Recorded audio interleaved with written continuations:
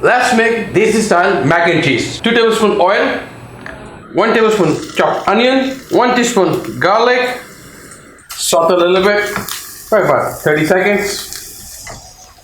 In goes half cup milk, half cup thick cream or heavy cream. In goes half cup mozzarella cheese, half cup cheddar cheese shredded, 1/4 teaspoon paprika powder, 1/4 teaspoon oregano, about a little bit of chaat masala, about 1/4 teaspoon salt to taste.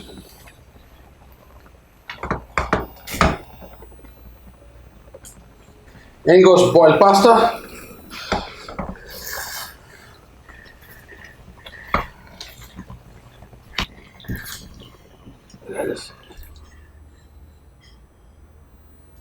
All right, look at this.